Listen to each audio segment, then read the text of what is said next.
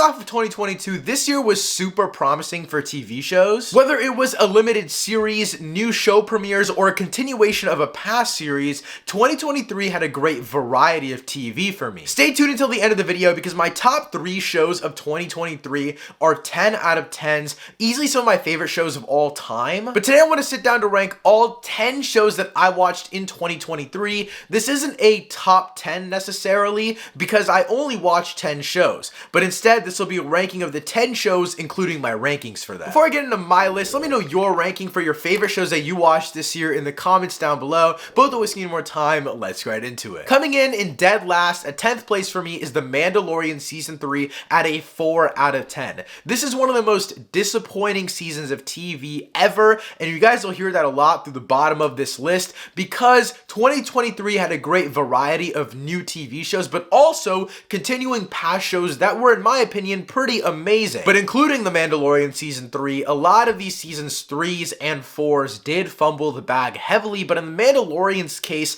it's a little bit unique because the main thing that was downgraded was basically the entirety of the show. Whether it was the production, the writing, even what felt like just effort, The Mandalorian Season 3 is an absolute disappointment, and I feel like anyone who watched any extent of The Mandalorian would say that this was a disappointing season. Coming off of Season 2, we knew that they were expanding into more of a Star Wars epic instead of just a personal Mandalorian story, and I was fine with that. But then after the Book of Boba Fett, they kind of ruined the whole Grogu and Mando arc because they are already back together. But then going into Season 3, we have that whole story with Bo-Katan that was fumbled. There are so many elements story-wise that they just rushed through. You think that they would take an entire season for all of the Darksaber stuff, but it's basically solved halfway through the season. I don't have much else to say that isn't positive about this show because just overall it was so disappointing, and I'm not very excited for the future of The Mandalorian, whether it's a Season 4 or a rumored movie that they're going to be doing.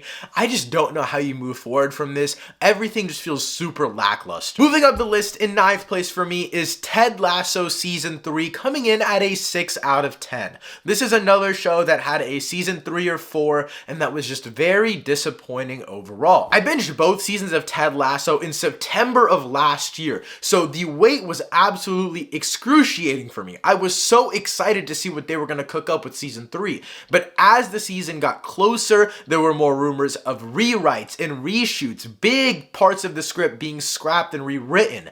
I was very, very worried. Going into Ted Lasso Season 3, the beginning of the season wasn't too bad, but after a certain point, it just became very preachy and on the nose, in my opinion. I really, truly loved a lot of what this show was going for. I really loved the motivational aspects, even some of the political elements of it worked really well for me. But in Season 3, it felt like a switch really flipped here, where I wasn't as interested in these characters because a lot of it felt childish.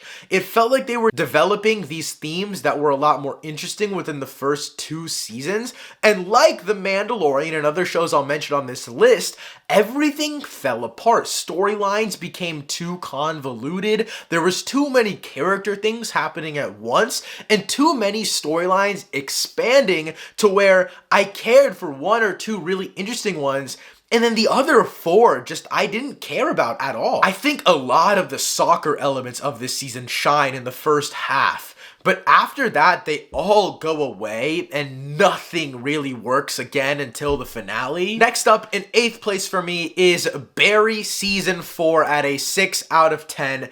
And this is the most disappointing show of all time, in my opinion. Last year, I was raving about how Barry Season 3 is absolutely phenomenal.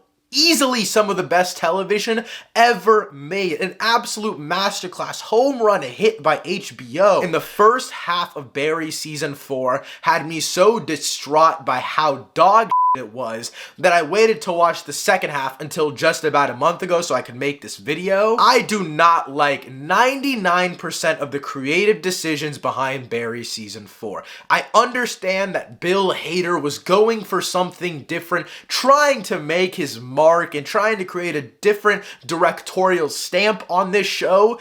and it absolutely fails in my opinion. Again, I can say the first 3 seasons of Barry are basically all 10 out of 10s. They are all absolute heaters. Season 4 just goes too out there. It creates too many convoluted storylines. This is the same thing with Ted Lasso and The Mandalorian Season 3. They take what worked for the shows in the beginning and just throw it out the window. They do nothing that worked before, and they take it back and decide to, okay, let's spread out every storyline as thin as we can, and nothing ever works. It falls apart. It gets too out there. I won't lie though, the only reason why this sticks at a 6 out of 10 for me and not like a 0 out of 10, because as you can tell, this show has me very, very heated. A lot of the emotional elements still work for me. I don't necessarily think that's a season 4 thing though. One of these examples is NoHo Hank. His storyline is absolutely beautiful, but it only has this great and grand of an impact because of seasons 1 through 3. So that's why I can't necessarily, I still have to give the show its flowers. I still have to like note that yes, also technically, this is magnificent. Technically, Barry season 4 is miles ahead of seasons 1, 2, and 3. But in terms of just a story where I felt like season 3 ended perfectly, and when season 4 got announced, we were all like, holy shit, where is this going to go? What are they cooking? And they take a unique spin and it just falls apart. It falls apart, and they do nothing, in my opinion, that is worth a season 4 within season 4. But on to a lighter note, in 7th and above for me is shows that I genuinely really liked. In 7th place for me is Superman and Lois season 3 at a 7 out of 10. Superman and Lois, in my opinion, is one of the most underrated comic book projects of all time. I feel like no one talks about this show, and sadly, I feel like this show is just gonna have a very slow drop off because if you guys didn't know, it's going to HBO Max or Max now, and it's getting a slashed budget, slash cast. I absolutely love this show. Tyler Hoechlin is one of, if honestly, the best Superman that we have ever had, in my opinion. He fully embodies every element of Superman that I could ever want. The actress that plays Lois Lane is absolutely phenomenal, and this season fully dives into the emotional elements of her character, something that yes, we saw in the show previously, but never to this extent. And this season made me cry more than honestly most of the other TV shows on this list, honestly most of the other comic book projects that I've ever seen. Superman and Lois is one of the few shows that is based in action that gets me very emotional, and I think it's because they focus so well on the family elements of it all. Also, going into season 3, they had recasted John Kent, and I was very worried because I liked the previous actor and his chemistry with the rest of the cast, but this new actor comes in here, he gives it his all. He's not given the most emotional storylines, but he works with what he has story-wise, and he does an amazing job. The actor who also plays the other brother, also amazing. I mean, they don't really miss a beat here. It transitions from season 2 to 3 so seamlessly, and then you have obviously Lex Luthor also coming in the picture. You have that anti-Superman coming back as well. Every storyline culminates so well here that I know they set up for a season 4, but if this was the final season, I wouldn't have been mad. This is one of those things like with Barry where I understand how the season ended, and I really like that. I liked a lot of these stories, but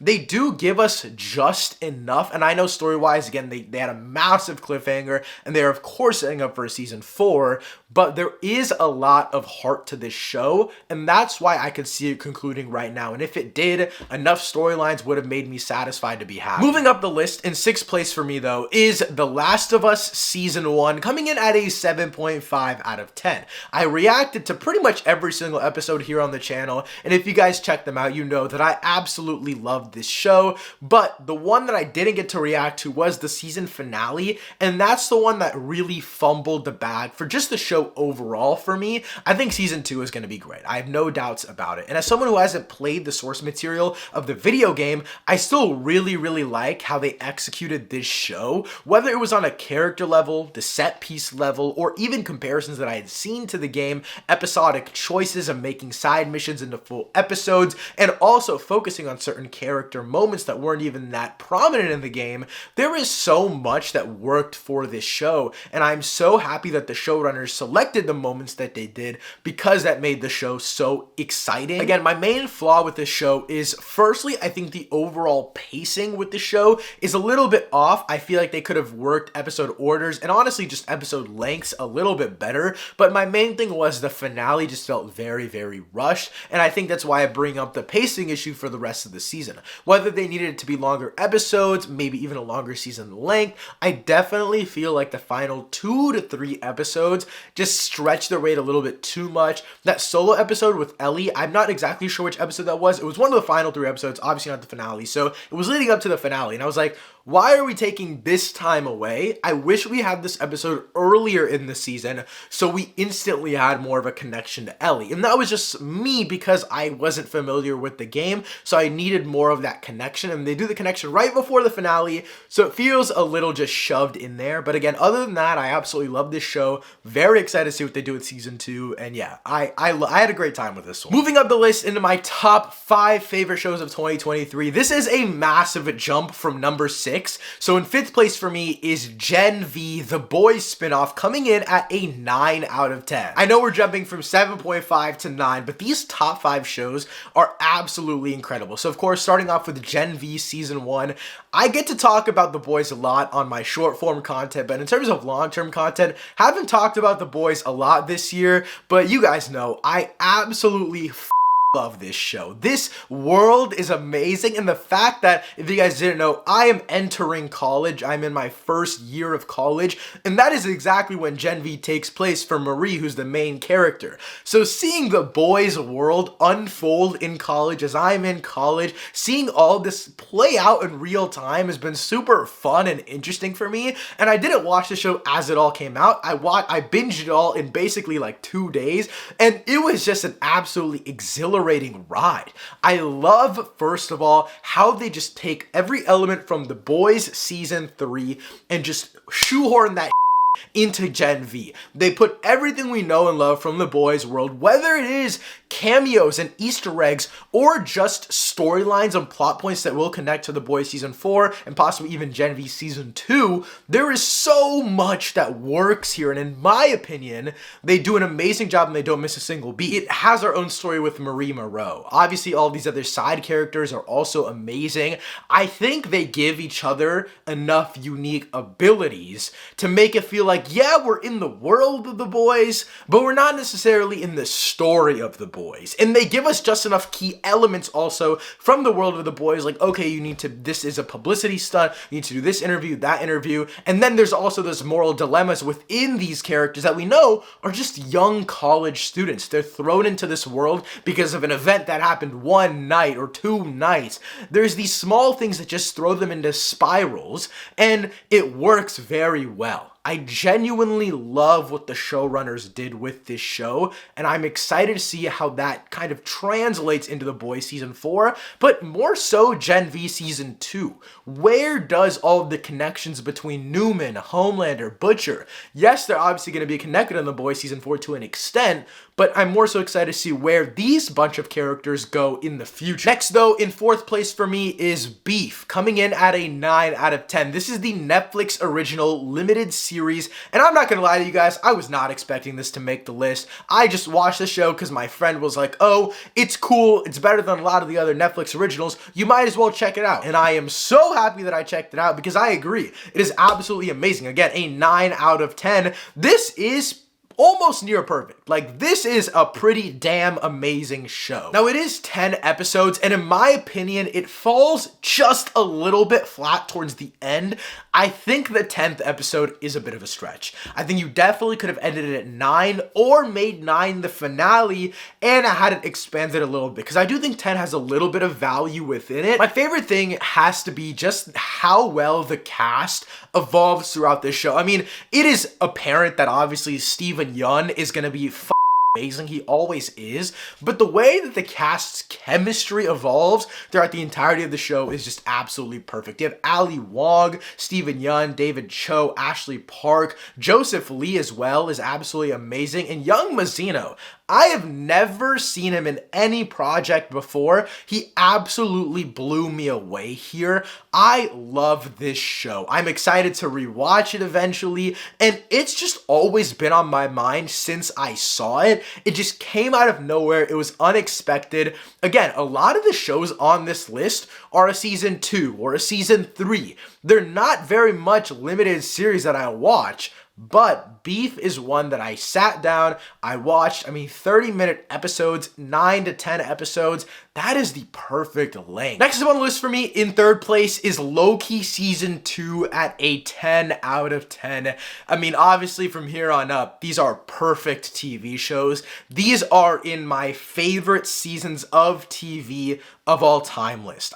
These are absolute bangers, no misses. Loki Season 2 is absolutely perfect. Now, Loki, the show overall, I think Season 1 is about 8.5 to 9 out of 10, so no, the show overall is not a 10 out of 10, but Season 2, holy shit.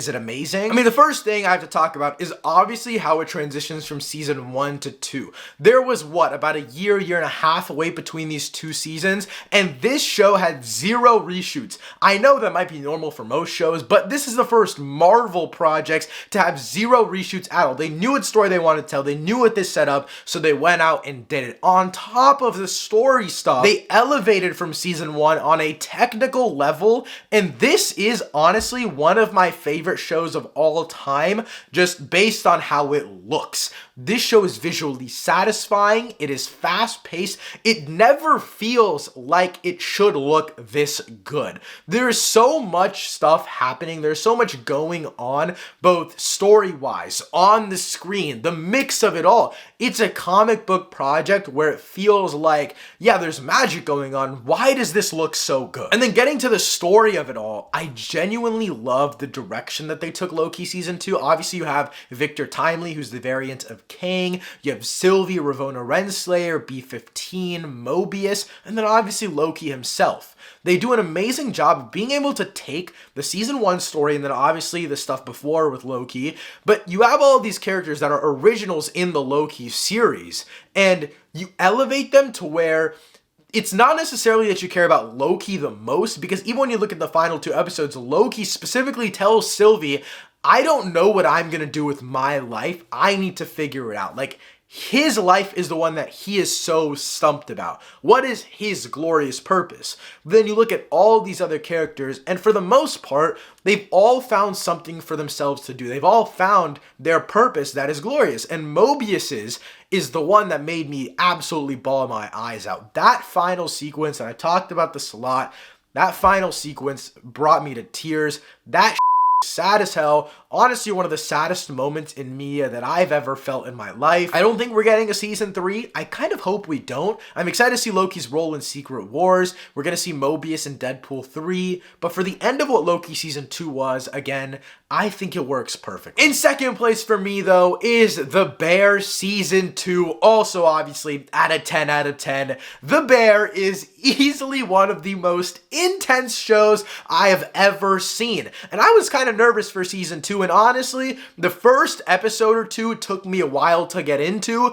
but once it starts rolling, it starts rolling. It keeps on going. I don't even know where to start with this show. Jeremy Allen White, for starters, is absolutely amazing. One of the most underrated actors of our time right now. He is going to make such a big splash. Obviously, Ayo Edebiri is also amazing. Molly Gordon plays Claire, who's like the love interest, and that was such an unexpected turn for this show, in my opinion. I wasn't really expecting them to go that route, but it creates such an amazing division within Carmi's character, and we see that in the final episode. Everything goes to obviously, that's how The Bear works, but it's this slow burn that makes me just feel so emotionally attached to Carmi, and I think the purpose of this show is why I love it so much. It's about this workaholic, but not in a sense of I'm working to just make money. It's I'm working because I am the best at what I do. I am literally the GOAT, and so I have to do what I do, and I have to push myself forward. That is not something that a lot of TV shows do, in my opinion, and Carmy is the perfect character for that, because it's such a slow burn. You have all the love interest elements with Claire, that works well, but also the family elements of it, and this season dives into that head first, and in a way that I didn't really expect. Obviously, you have those flashback episodes in season 1, but again, season 2, just like Loki, takes it to a whole new level. They know what works, and they capitalize. They knew that we love the John Bernthal family stuff in the first season. They give us a whole, Christmas, I think it was Christmas or Thanksgiving, one of the two. Christmas or Thanksgiving family dinner episodes, and that is one of my favorite episodes of television ever. It's not necessarily like that, one take in the first season. It's not a technical thing. It is just the writing is beautiful. It's gorgeous.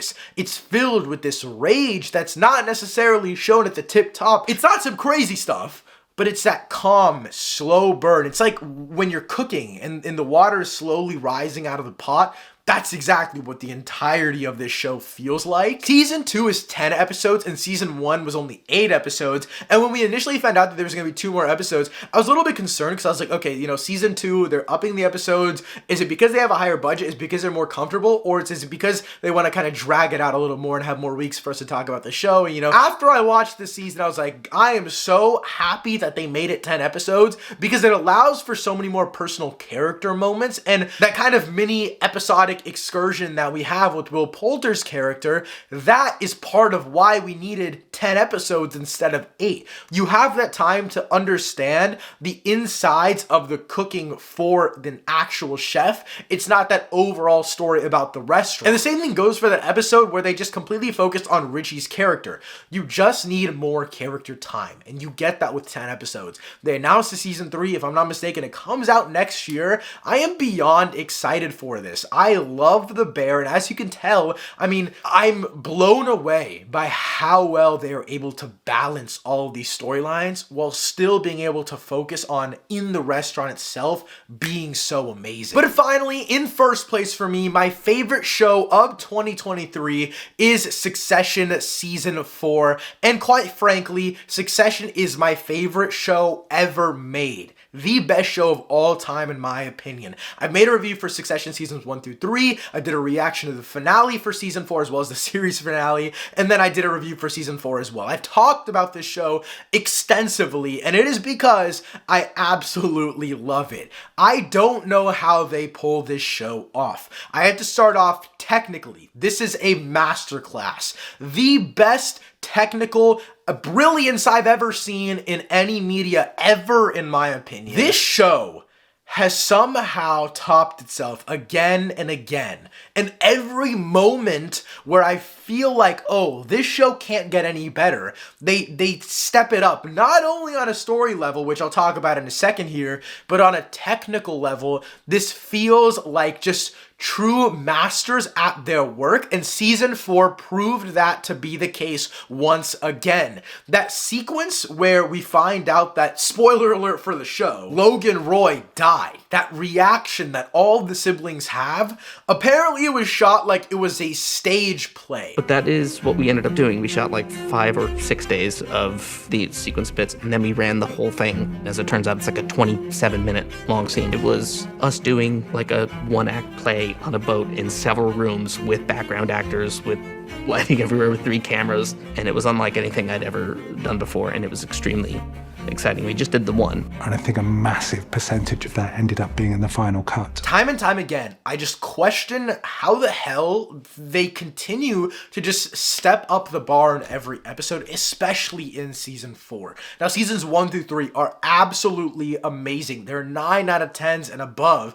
And season 4 takes everything that I loved about seasons 1 through 3, but just kind of ups it. Not in a sense of like, oh, they're making it a bigger scale and stuff like that, because you can't really do that. They're already at the the top of the top. But story-wise, it's filled with twists and turns that aren't very cheap. You know, everything feels meticulously planned and built out, and I think a big reason of this is all of the performances. I mean, even the smallest of small performances, in the sense that, yes, he's not the sibling that's in the family, but Alan Ruck's character, he's not even a big part of the show anymore, but he still delivers on the small moments he has. All of the other performances are absolutely amazing. I mean, Jeremy Strong is a given. He's the main character. I mean, he is putting on a masterclass performance. Sarah Snook is amazing. Kieran Culkin, Matthew McFadden, do not get me started. I absolutely love Tom. I don't know how they were able to up the ante. I mean, even after Logan's death, I was thinking, they can't top this. The story can't be more entertaining after this point, but they do make it happen. They kill off Logan Roy in like the 3rd episode. Where do you go from here? And just the way that they not only execute the death, but also the fight for Waystar Royco. This show blows my mind. Again, I don't even know if what I'm saying about this show is coherent, because every time I think about it, I just think of the word greatness. That is it. But guys, that wraps up my ranking for the 10 shows that I watched in 2023. Again, I just still have no thoughts on Succession. I mean, it is mind-blowing. Nevertheless, let me know your guys' ranking for your favorite shows that you watched this year in the comments down below. Thanks so much for watching. I'll see you next time. Peace.